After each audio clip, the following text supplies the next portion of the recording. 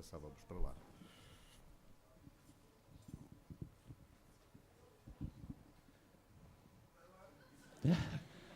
Olá, Josefina, bom dia. Olá, bom dia. Já estamos em direto, podem começar. Bom dia, doutora Adélia, também. Bom dia, Sra. Areias. Vamos então começar com o nosso primeiro caso e eu começaria por falar da informação clínica que temos aqui do doente. Portanto, trata-se de uma coinfecção VIH e VHC genótipo 1, não respondedor a tratamentos prévios. É um homem de 49 anos com coinfecção VHC genótipo 1A, como já disse, e VIH diagnosticada há 17 anos. Já foi submetido a 3 tratamentos prévios para o VHC em 2003, 2006 e 2010, sempre não respondedor, embora sem adesão completa à terapêutica e com consumo alcoólico mantido. Atualmente encontra-se em abstinência alcoólica e a fazer terapêutica antirretrovírica de elevada eficácia, com efavirenz, tenofovir e antricitabina. Carga viral VIH indetetável e com 491 CD4. Carga viral do VHC 7.250.000 unidades internacionais por mililitro, uma AST de 35 unidades e uma ALT de 40 unidades. Tem plaquetas de 105.000 e uma hemoglobina de 15,7. Tem também uma ecografia abdominal que mostra um fígado com dimensões aumentadas, com cerca de 16,5 cm de maior diâmetro longitudinal, mantendo contornos regulares, com acentuação difusa da ecogenicidade do parênquima. E temos ainda a informação de que há um ano realizou uma elastografia hepática transitória, cujo valor era de 6,6 kPa. Vamos, portanto, agora repetir o exame. Doutora Josefina. Bom dia, como disse o doutor Mariño. Este exame é unha técnica bastante simples, rápida, cómoda e indolora para os doentes. Temos o doente, colocámoslo en decúbito dorsal, facemos con que o doente faça unha abducción do brazo direito, percutimos na zona hepática ata encontrar a zona de maior masicés, buscamos a línea media axilar e colocamos na zona que nos achamos de maior masicés un bocadiño, unha pontiña de gel. Pronto. Utilizamos esta sonda que xa viron, acho que nas imagens. Esta sonda que vai facer? Vai emitir unha vibración, que é unha onda elástica, vai ter un ultrasón que vai medir a velocidade de transmisión da vibración ao longo do fígado e en función desa velocidade vai nos dar a elasticidade do fígado. Cuanto maior é esa velocidade que é medida en kilopascais, maior é a fibrose. Esquecime de meter os dados do doente, se non meto os dados non vemos a imaxe. Vou inventar, non vou por o nome do doente, evidentemente, mas é moito simples. A utilización, non sei se ven aí abaixo, é un ecrã parecido a un computador.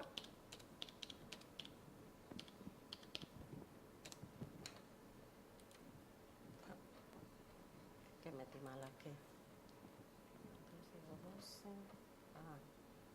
Meti un número, non? Exactamente, meti un número. Ok. Pronto. Entón, unha vez que colocamos a sonda encostada perpendicular á pele do doente, podemos comezar a ver aquí no ecrã a imagen do fígado. Cando el respirou fundo, vimos aquí pasar a costela, ok? Vamos pedir ao doente que non faça respirações moito profundas, ok? Colocamos a sonda, estamos justo no fígado e vemos esta imagen que a min ensinaronme en 2005 en masa follada. Aquí já estaría mal. Pronto. E a pesar de ter feito moito, sempre dá un bocadinho de estrés en directo. Esta imagem ecográfica em modo M aqui, não é? Que nos permite ver se estamos no fígado, quando temos esta imagem em 1000 folhas, ou massa folhada, como a doutora já disse. Mas ainda assim... E depois aqui em modo A, esta onda tem que ser, é onda de profundidade tem que ser retilínea. O mais retilínea possível. Exatamente. Doutora Adélia, estamos a ouvir um bocadinho mal, por favor. Não se importa de falar mais alto? Pronto. Vamos ver. Vamos ver se tivemos uma determinação válida. E pronto, e aquí podemos ver o valor da velocidade, que é 7 kilopascais, ok? Temos que ter un mínimo de 10 medições para ter un suceso. O máis importante é ter un suceso de 100%. Embora moitos ensaios e estudos digan que con ter un 60% sería suficiente, non é? E outra coisa moito importante na realización deste exame, como el vai nos dar no fin a mediana de todos os valores das 10 medições, van a aparecer aquí a mediana, o importante é que o IQR, que é o índice intercuartil, non sexa superior a 30%. Por qué? Para que non haya moita disparidade entre os valores. Como ven, eu GRI1, a pesar de ter feito millentos, GRI1. Aqui no meio temos a pressão, não é? Quando carregamos com a sonda, essa pressão deve estar no verde. Se aparecer o vermelho é porque estamos a exercer demasiada pressão. Por exemplo, exato. Estão a ver? Se aparecer só o laranja é porque não estamos a fazer pressão suficiente e teremos que fazer maior pressão. Deste lado temos o elastograma, não é? Que não é uma imagem anatómica, mas sim nos dá uma ideia da onda a atravessar o parênquima, devendo ser os bordos o mais paralelos possível. Exatamente. Naquela imagem preta que se verá depois. Não sei se conseguem ver muito.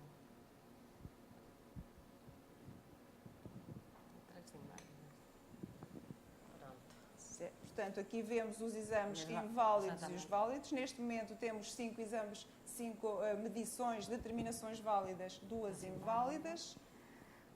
Uma vantagem que tem este exame, sobretudo neste doente, que já fez um há um ano, é poder avaliar sem os riscos que tem a biópsia, porque continua a ter, por muito que depois os defensores pela tarde defendem a biópsia. Sabemos Josefina, todos que tem riscos de mortalidade. Pronto. Doutora Josefina, gostaria de lhe perguntar que importância é que dá à qualidade do elastograma que vai obtendo ao longo do exame. Eu não consegui ouvir a primeira parte. Queria saber que importância é que dá à imagem que nos dá a qualidade do elastograma ao longo do exame e se por vezes não tem que retificar o posicionamento da sonda. Fala da imagem que vemos ou do elastograma? Creio que a doutora Silene está a falar do elastograma, que eu há pouco estava a dizer que a onda deve ser os bordos da onda, desta onda, devem ser o mais paralelos possível, portanto, para que seja a imagem, para que seja a determinação mais fidedigna. Porque podemos ter sobrevalorização do resultado, por exemplo, se tivermos a chamada onda A ou ondas E, ou ondas com alguma inclinação, portanto, podemos ter um valor diferente daquele que é o valor real do doente, habitualmente com sobrevalorização. E, portanto, podemos ter, nesses casos, que apagar essa determinação e fazer de novo para termos uma maior fidedignidade do exame. Aqui pareceu-me que havia uma pequena estrutura vascular, não é? Exatamente. Mas aqui já temos o padrão hepático. O padrão hepático completo. Mas às vezes, claro, que temos que reposicionar. Mas isso é um bocadinho, isso tem a ver com a prática. Esta onda também, o ideal seria que fosse o mais profunda possível, não é? O mais paralela possível nos seus bordos e o mais profunda possível, não é? Será a onda ideal que nem sempre se consegue. Ali tínhamos também. Pronto, ali também há ali alguma interferência. Exatamente.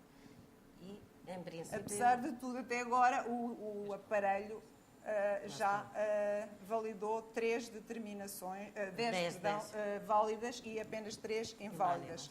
A taxa de sucesso, no fundo, dá-nos o número de exames que são inválidos, não é? Traduz isso mas aparentemente terá muito menos importância na prática do que a relação IQR mediana, não é? Que, como já disse a doutora Josefina, deverá ser inferior sempre a 30, 0,30 e idealmente até valores de 0,21 ou mesmo inferiores. Doutora Adélia. Portanto, vimos que neste doente o valor mediano é de 8,4, com um IQR de 2,3 e uma taxa de sucesso de 77%. Portanto, em relação à determinação feita há um ano, há um agravamento, digamos assim, dos valores do fibroscan.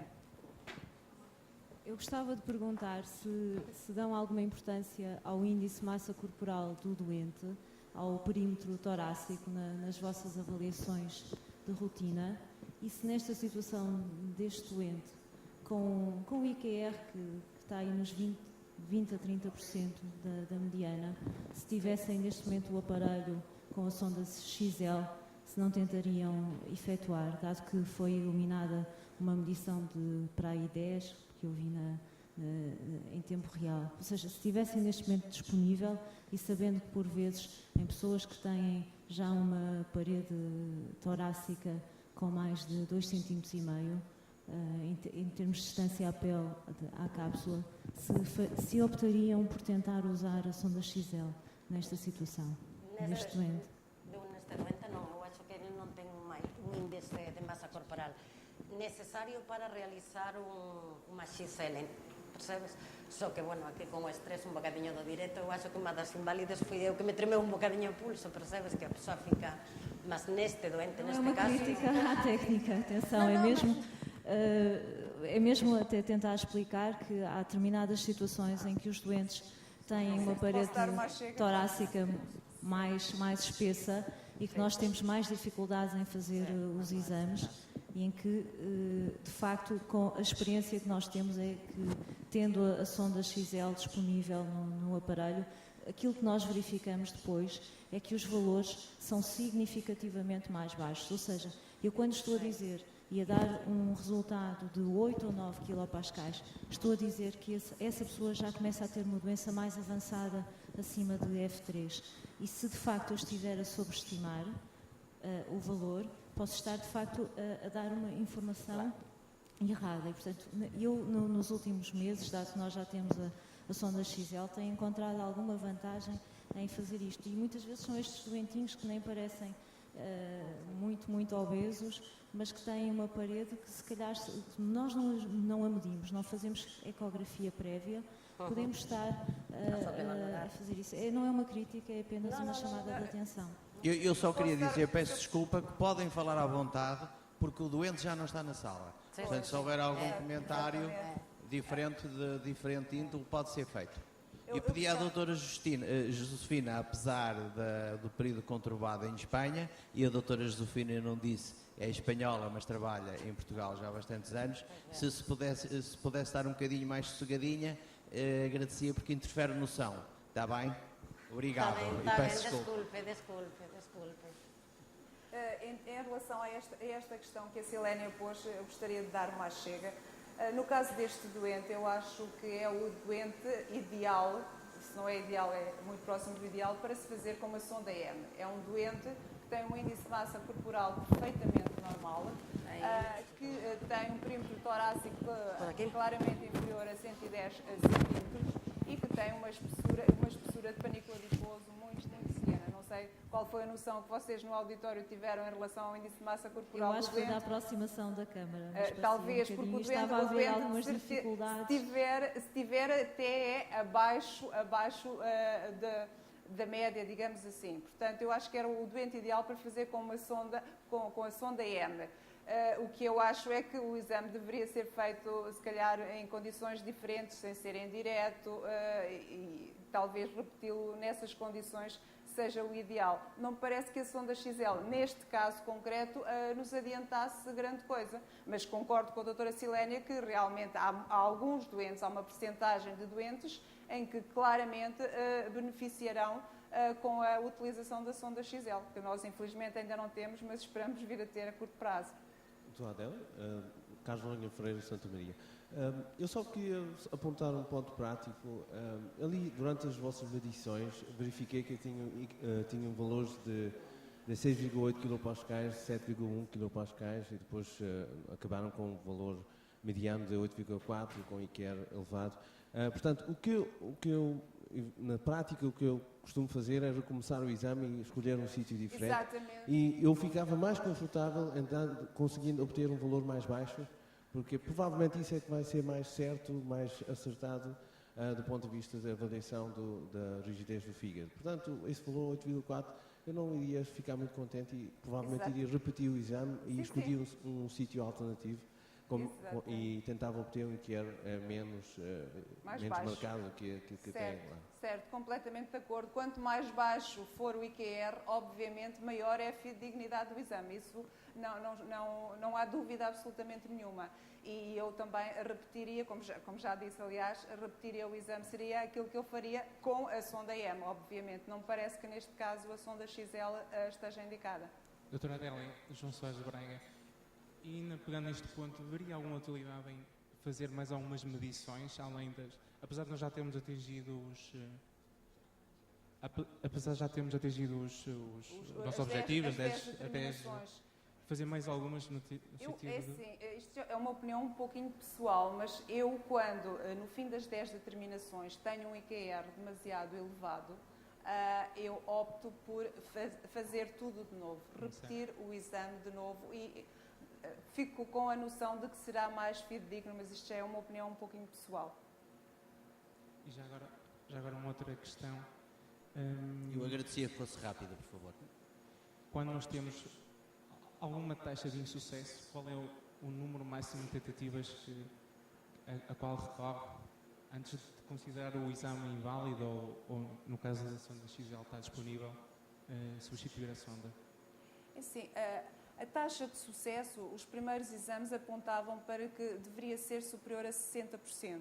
Nos últimos exames, como eu já tinha dito há bocado, dá-se muito menos importância à taxa de sucesso e mais à relação IQR mediana.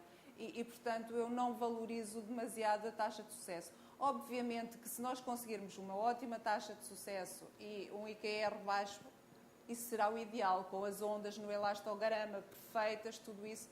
Mas isso é o doente perfeito, não é? Na prática, nem sempre é assim, como é óbvio, não é? Mas a valorizar, valorizo mais o IQR que a taxa de sucesso, obviamente, embora, como já disse, todos os parâmetros sejam importantes para dar maior fidedignidade possível ao exame. Doutora Adélia, agradecemos. Doutora Regina, eu peço desculpa, mas vamos ter que passar para a outra sala. Exatamente. Está bem? Depois pode levantar a questão. Está bem. Então, até já. Até já. Até já. Pronto, nós agora vamos a facer outro fibroscan, vai ser o Dr. Felipe Calinas. E trátase dun doente de 37 anos con